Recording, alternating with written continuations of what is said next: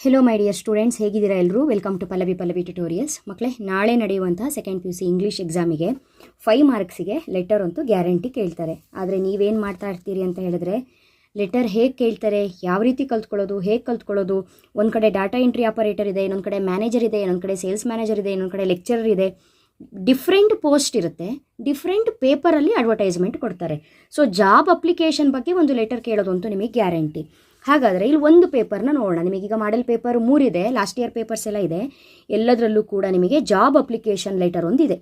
ಹೇಗೆ ಕೇಳ್ತಾರೆ ಅಂತ ಹೇಳಿದ್ರೆ, write a letter of application in response to the following advertisement that appeared in the Times of India. ಯಾವ paper ಅಂತಿದು? Times of India. Date ಕೊಟ್ಟಿದ್ದಾರೆ, ಯಾವ ಡೇಟ್ ಅಂತ. ಹೌದಾ? ಅಲ್ಲಿಗೆ Times of India paper, date ಕೊಟ್ಟಿದ್ದಾರೆ. ಪೋಸ್ಟ್ ಯಾವುದು ಅಂತ ಹೇಳಿದ್ರು ವಾಂಟೆಡ್, ಇದು post, data entry operator post. ಓಕೆನಾ? ಹಾಗಾದರೆ ಲೆಟರ್ ಹೇಗೆ ಬರೀಬೇಕು ಅಂತ ಫಸ್ಟ್ ಗೊತ್ತಿರಬೇಕು ನಮಗೆ. ಹಾಗಾಗಿ ನಾವು ಇದಕ್ಕೆ ಲೆಟರ್ ಬರೆಯೋದಕ್ಕಿಂತ ಕರೆಕ್ಟಾಗಿ ಕೇಳಿಸ್ಕೊಳ್ಳಿ, ಒಂದು ಫಾರ್ಮ್ಯಾಟ್ನ ಕಲ್ತ್ಕೊಬಿಟ್ರೆ ಅವ್ರು ಯಾವ ಪೇಪರಿಂದ ಅಡ್ವರ್ಟೈಸ್ಮೆಂಟ್ ಬೇಕಾದರೂ ಕೊಡಲಿ. ನಾನು ಹೇಳೋದು ಅರ್ಥ ಆಗ್ತಿದೆಯಾ? ನಾನು ಕೊಡೋ ಫಾರ್ಮ್ಯಾಟನ್ನು ನೀವು ಕಲ್ತ್ಕೊಂಡಿದ್ದೆ ಆದರೆ ಅವ್ರು ಯಾವ ಪೇಪರ್, ಡೆಕ್ಕನ್ ಹೆರಾಲ್ಡ್ ಕೊಡಲಿ, ದಿ ಹಿಂದೂ ಕೊಡಲಿ, ದ ಟೈಮ್ಸ್ ಆಫ್ ಇಂಡಿಯಾ ಕೊಡಲಿ, ಯಾವುದಾದ್ರೂ ಕೊಡಲಿ, ಯಾವ ಪೇಪರ್ ಬೇಕಾದರೂ ಕೊಡಲಿ, ಯಾವ ಡೇಟ್ ಬೇಕಿದ್ರೂ ಕೊಡಲಿ, ಯಾವ ಪೋಸ್ಟ್ ಬೇಕಿದ್ರೂ ಕೊಡಲಿ, ನಾನು ಕೊಟ್ಟಿರೋ ಫಾರ್ಮ್ಯಾಟನ್ನು ನೀವು ಕಲ್ತ್ಕೊಂಡ್ರೆ ನಾನು ಅಲ್ಲಿ ಒಂದು ಗ್ಯಾಪ್ ಬಿಟ್ಟಿರ್ತೀನಿ. ಯಾಕಂತ ಹೇಳಿದ್ರೆ ಅದು ಯಾವ ಪೇಪರು, ಅದು ಯಾವ ಡೇಟು, ಅದು ಯಾವ ಜಾಬು, ಪೋಸ್ಟು, ಅಷ್ಟು ಬಿಟ್ಟರೆ ಉಳಿದಿದ್ದೆಲ್ಲ ಎಲ್ಲದಕ್ಕೂ ಸೇಮ್ ಇರುತ್ತೆ. ಹಾಗಾಗಿ ಆದಷ್ಟು ಕರೆಕ್ಟಾಗಿ ಅರ್ಥ ಮಾಡ್ಕೊಂಡು ನೋಡಿ ನಾನಿಲ್ಲಿ ಏನು ಫಾರ್ಮ್ಯಾಟ್ ಕೊಟ್ಟಿದ್ದೀನಿ ಅಂತ. Same format. ಫಸ್ಟ್ ಏನು ಮಾಡಬೇಕು? Letter format. ಓಕೆನಾ?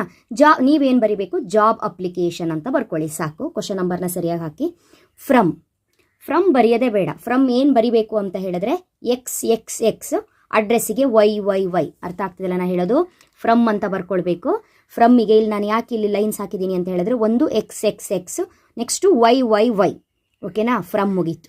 ಒಂದು ಲೈನ್ ಗ್ಯಾಪ್ ಬಿಡಿ, ನೆನಪಿಟ್ಕೊಳ್ಳಿ, ಒಂದು ಲೈನ್ ಗ್ಯಾಪ್ ಬಿಡಿ.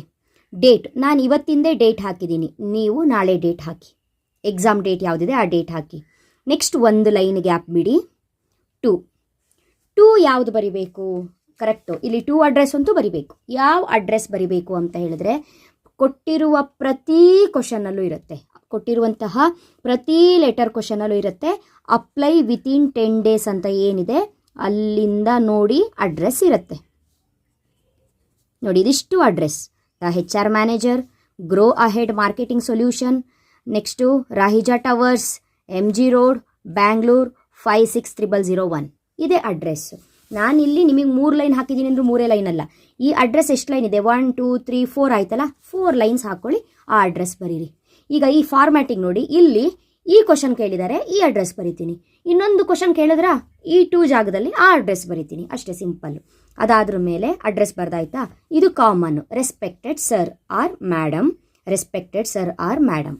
Next subject, same subject, application for the post of. ಇದು ನೀವು ಕಲ್ತ್ಕೊಳ್ಳೇಬೇಕು. ಸಬ್ಜೆಕ್ಟ್ ಏನಿದು? Application for the post of dash ಹಾಕಿದ್ದೀನಿ. ಯಾಕಂದರೆ ಅವ್ರ ಕ್ವಶನಲ್ಲಿ ನಿಮಗೆ ಯಾವ ಪೋಸ್ಟಿಗೆ ಅಪ್ಲಿಕೇಶನ್ ಹಾಕಿ ಅಂತ ಹೇಳ್ತಾರೋ ಆ ಒಂದು ನೇಮ್ ಬರೀರಿ. ಈ ಪೇಪರಲ್ಲಿ ಏನು ಕೇಳಿದ್ದಾರೆ? ಡಾಟಾ ಎಂಟ್ರಿ ಆಪರೇಟರ್ ಕೇಳಿದ್ದಾರೆ. ಪೋಸ್ಟ್ ವಾಂಟೆಡ್ ಅಂದರೆ ಇದು ಪೋಸ್ಟ್. ಹೌದಾ? ಡಾಟಾ ಎಂಟ್ರಿ ಆಪರೇಟರ್ ಕೇಳಿದ್ದಾರೆ. ನೀವು ಹೇಗಿದ್ರು ಕೂಡ ಈ ಲೈನ್ ಕಲ್ತ್ಕೊಂಡಿರ್ತೀರಿ. Application for the post of data entry operator ಕೇಳಿದ್ರೆ ಡಾಟಾ ಎಂಟ್ರಿ ಆಪರೇಟರ್ ಬರೀರಿ. ಮ್ಯಾನೇಜರ್ ಕೇಳಿದ್ರೆ ಮ್ಯಾನೇಜರ್ ಬರೀರಿ. ಲೆಕ್ಚರರ್ ಕೇಳಿದ್ರೆ ಲೆಕ್ಚರರ್ ಬರೀರಿ. ಟೀಚರ್ ಕೇಳಿದ್ರೆ ಟೀಚರ್. ಈ ರೀತಿಯಾಗಿ ಬರೀರಿ. ಓಕೆನಾ? ಅಲ್ಲಿಗೆ application for the post of dash. ಅವ್ರು ಯಾವ ಪೋಸ್ಟ್ ಕೇಳಿರ್ತಾರೋ, ಪೋಸ್ಟ್ ಎಲ್ಲಿರುತ್ತೆ ಸರಿ ಗೊತ್ತಿದೆಲ್ಲ, ವಾಂಟೆಡಲ್ಲಿ ಇರುತ್ತಲ್ಲ ಅದು ಪೋಸ್ಟ್ ಬರೆಯೋದು. ಓಕೆನಾ? ಇಲ್ಲಿಗೆ ನಿಮಗೆ 2 ಮಾರ್ಕ್ಸ್ ಬಂದಾಗೋಗುತ್ತೆ. Next reference. ಈ ಲೈನ್ ಸರಿಯಾಗಿ ಕಲ್ತ್ಕೊಳ್ಳಿ. ರೆಫರೆನ್ಸು ಇದು ನೀವು ಕಲ್ತ್ಕೊಳ್ಳೋದು with reference to the advertisement. With reference to the advertisement appeared in the newspaper dash dated dash ಅಂತ ಕೊಟ್ಟಿದ್ದೀನಿ. ಡ್ಯಾಶ್ ಡೇಟೆಡ್ ಡ್ಯಾಶ್ ಅಂದರೆ ಇದು 2 ಲೈನ್ ನೀವು ಕಲ್ತ್ಕೊಂಡಿರೋದು. ಹಿಂದೂ ಪೇಪರ್ ಕೊಟ್ಟರೆ ದಿ ಹಿಂದೂ ಅಂತ ಬರೆಯೋದು. ಡೆಕ್ಕನ್ ಹೆರಾಲ್ಡ್ ಪೇಪರ್ ಕೊಟ್ಟರೆ ದಿ ಡೆಕ್ಕನ್ ಹೆರಾಲ್ಡ್ ಬರೆಯೋದು. ಇಲ್ಲಿ ಇದೇ ಪೇಪರ್ ಬಂತು, ದ ಟೈಮ್ಸ್ ಆಫ್ ಇಂಡಿಯಾ ಬಂತು ಅಂತ ಹೇಳಿದ್ರೆ ದ ಟೈಮ್ಸ್ ಆಫ್ ಇಂಡಿಯಾ ಬರೋದು. ಡೇಟೆಡ್ ಇಲ್ಲಿ ಅವ್ರು ಯಾವ ಡೇಟ್ ನೋಡಿಲಿ, ಟೈಮ್ಸ್ ಆಫ್ ಇಂಡಿಯಾ ಡೇಟ್ ಇರುತ್ತೆ, ಡೆಕ್ಕನ್ ಹೆರಾಲ್ಡ್ ಇದ್ರೆ ಡೇಟ್ ಇರುತ್ತೆ, ದಿ ಹಿಂದೂ ಡೇಟ್ ಇರುತ್ತೆ, ನೆಕ್ಸ್ಟ್ ಡೇ ಡೇಟ್ ಇರುತ್ತೆ, ಹೌದಾ? ಅದಾದ್ರ ಮೇಲೆ ಡೇಟ್ ಬರೆಯೋದು ಏನಿಲ್ಲ ನೋಡಿ. ಇದು 2 ಡ್ಯಾಶ್ ಏನು ಬಿಟ್ಟಿದೆ ಅಂದರೆ ಅವ್ರು ಯಾವ ಪೇಪರ್ ಅಡ್ವರ್ಟೈಸ್ಮೆಂಟ್ ಕೊಡ್ತಾರೋ ಆ ಪೇಪರ್ ನೇಮ್ ಇಲ್ಲಿ ಬರೆಯೋದು, ಯಾವ ಡೇಟ್ ಕೊಡ್ತಾರೋ ಅದು ಕೊಡೋದು. ಇಲ್ಲಿ 2 ಲೈನ್ ನೀವು ಕಲ್ತ್ಕೊಳ್ಳೋದು ನೋಡಿ, ಎಷ್ಟು ಈಸಿ ಇದೆ, ಹೌದಾ? ನೆಕ್ಸ್ಟು ಈ ಮಧ್ಯದಲ್ಲಿ ಬಾಡಿ ಆಫ್ ದ ಲೆಟರ್ ಬರೆಯೋದು ನಿಮಗೆ ತುಂಬಾ ಕಷ್ಟ, ಏನು ಬರಿಬೇಕು ಅಂತ ಗೊತ್ತಾಗಲ್ಲ ಮೇಡಮ್ ಅಂತ ಹೇಳಿರ್ತೀರಿ. ಅವಾಗ ನಾನಿಲ್ಲಿ ಬರ್ದಿದ್ದೀನಿ ನೋಡಿ, ಇದು ಒಂದು ಫಾರ್ಮ್ಯಾಟ್. ನೀವು ಇದನ್ನು ಕಲ್ತ್ಕೊಳ್ಳಿ. ಇಲ್ಲಿ 3 ಡ್ಯಾಶ್ ಕೊಟ್ಟಿದ್ದೀನಿ ನೋಡಿ, ಈ 3 ಡ್ಯಾಶು ಯಾಕೆ ನಾನು ಡ್ಯಾಶ್ ಬಿಟ್ಟಿರೋದು ಅಂತ ಹೇಳಿದ್ರೆ, ಅದು ಯಾವ ಪೇಪರ್ ಆಗಿರುತ್ತೋ ಆ ಪೇಪರ್ ಹೆಸರು ಇಲ್ಲಿ ಬರೆಯೋದು, ಯಾವ ಡೇಟಿಗೆ ಕೊಟ್ಟಿರ್ತಾರೋ ಆ ಡೇಟ್ ಇಲ್ಲಿ ಕೊಡೋದು, ಯಾವ ಪೋಸ್ಟ್ ಹೇಳಿರ್ತಾರೋ ಆ ಪೋಸ್ಟ್ ಇಲ್ಲಿ ಬರೆಯೋದು. ಯಾವ ಪೋಸ್ಟ್ ಬೇಕಾರಾಗಿರಲಿ, ಯಾವ ಪೇಪರ್ ಬೇಕಾರಾಗಿರಲಿ, ಯಾವ ಡೇಟ್ ಬೇಕಾರಾಗಿರಲಿ, ಉಳಿದಿದ್ದೆಲ್ಲ ಆ್ಯಸ್ ಇಟ್ ಇಸ್ ಸೇಮ್ ಬರೆದಿಟ್ಟು ಬರೋದು. ಗೊತ್ತಾಯಿತು? ಹಾಗಾದರೆ ಏನು ನೋಡಿ, in response to your advertisement in dash paper, ಇಲ್ಲಿ ಬರೆಯೋದು ಪೇಪರು. ಯಾವ ಪೇಪರು? ಇಲ್ಲಿ ದ ಟೈಮ್ಸ್ ಆಫ್ ಇಂಡಿಯಾ ಅಂತ ಬರೆಯೋಣವಾ? ಈ ಪೇಪರ್ ಪ್ರಕಾರ the Times of India. The Hindu ಆದರೆ ದಿ ಹಿಂದೂ, ಡೆಕ್ಕನ್ ಹೆರಾಲ್ಡ್ ಆದರೆ ಡೆಕ್ಕನ್ ಹೆರಾಲ್ಡ್. ಓಕೆನಾ? ಡೇಟ್ ಗೊತ್ತು, ಅವ್ರು ಯಾವ ಡೇಟ್ ಕೊಟ್ಟಿರ್ತಾರೋ ಆ ಡೇಟ್ ಇಲ್ಲಿ ಬರೆಯೋದು. ಫಾರ್ ದ ಪೋಸ್ಟ್ ಆಫ್, ಇಲ್ಲಿ ಯಾವ ಪೋಸ್ಟು? Data entry operator. ಇಲ್ಲಿ ಯಾವ ಪೋಸ್ಟು? Data entry operator. ಅದಿಷ್ಟು ಬರೆದಾದ್ರ ಮೇಲೆ ಉಳಿದಿದ್ದು same, data entry operator full stop. I wish to submit my application. I have indicated details of my qualification, experience, etc.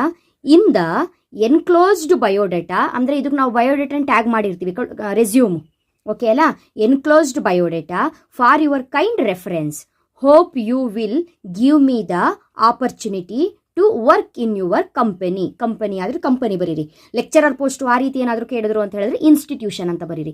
ಇಲ್ಲ company R office ಹೀಗಾದ್ರು ಬರಿಬೋದು. Company ಅಥವಾ institution ಎರಡರಲ್ಲಿ ಒಂದಿರುತ್ತೆ. ಓಕೆನಾ?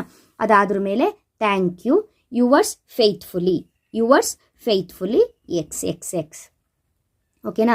ಇದಕ್ಕೆ ನಾವೇನು ಮಾಡಬೇಕು? ಬಯೋಡೇಟಾನ ಆ್ಯಡ್ ಮಾಡಬೇಕು. ಒಂದೇ ಪೇಜಲ್ಲಿ ಲೆಟರ್ ಬರೆಯೋಕ್ಕಾಗಲ್ಲ, ನೆಕ್ಸ್ಟ್ ಪೇಜಲ್ಲೇ ಬರೀರಿ. ಬಯೋಡೇಟಾ ಅಂತ ಬರೀರಿ. ಬಯೋಡೇಟಾ ಅಂತ ಬರೆದು ಇದಿಷ್ಟು ಇನ್ಫಾರ್ಮೇಷನ್ ನೀವು ಬರಿಬೇಕು. ನೇಮ್ ಬರಿಬೇಕು, ನೀಟಾಗಿ ಬರಿಬೇಕು. ನೇಮ್ ಅಂತ ಬರೆದು XXX. ಅಡ್ರೆಸ್ ಅಂತ ಬರೀರಿ YYY. ಡೇಟ್ ಆಫ್ ಬರ್ತ್, ಒಂದು ಡೇಟ್ ಆಫ್ ಬರ್ತ್ ಬರೀರಿ. ಕ್ವಾಲಿಫಿಕೇಷನ್ ಏನೇನು ಬರಿಬೇಕು ಅಂತ ಹೇಳಿದ್ರೆ PUC ಕಂಪಲ್ಸರಿ ಬರೀರಿ. ಡಿಗ್ರಿ ಅಂತೂ ಕಂಪಲ್ಸರಿ ಬರೀರಿ. PUC ಡಿಗ್ರಿಯಲ್ಲಿ BCom, BBM, BBA ಏನಾದರೂ ಬರಿಬಹುದು. ಡಿಗ್ರಿ ಕಂಪಲ್ಸರಿ ಬರೀರಿ. ಕಾರಣ ಅವ್ರು ಕೇಳುವಂಥ ಪೋಸ್ಟಿಗೆ ಡಿಗ್ರಿ ಕಂಪಲ್ಸರಿ ಇರುತ್ತೆ. ಡಿಗ್ರಿ ಕಂಪಲ್ಸರಿ ಇಲ್ಲ ಅಂದರೂ ನೀವು PUC ಡಿಗ್ರಿ ಅಂತೂ ಬರೀರಿ. ಮಾಸ್ಟರ್ ಡಿಗ್ರಿ ಬೇಡ, PUC ಡಿಗ್ರಿ ಬರೀರಿ. Languages known, English, Kannada, Hindi ಬರೀರಿ. ಎಕ್ಸ್ಪೀರಿಯನ್ಸು 3 to 4 ಎಷ್ಟಾರು ಬರೀರಿ, ಎಕ್ಸ್ಪೀರಿಯನ್ಸ್ ಬರೀರಿ. ಓಕೆನಾ? ಅಲ್ಲಿ ನೀವು ಲೆಟರಿಗೆ ಈ ಬಯೋಡೇಟಾನ ಆ್ಯಡ್ ಮಾಡಲೇಬೇಕು. ಸೊ ಇದಕ್ಕೆ ಒಂದಿಷ್ಟು ಮಾರ್ಕ್ಸು ಅಂತ ಹೇಳ್ಕೊಂಡು ಅವರು ಡಿವೈಡ್ ಮಾಡಿರ್ತಾರೆ. ಬಯೋಡೇಟಾ ಆ್ಯಡ್ ಮಾಡಬೇಕು. ಇದು ಜಾಬ್ ಅಪ್ಲಿಕೇಶನ್.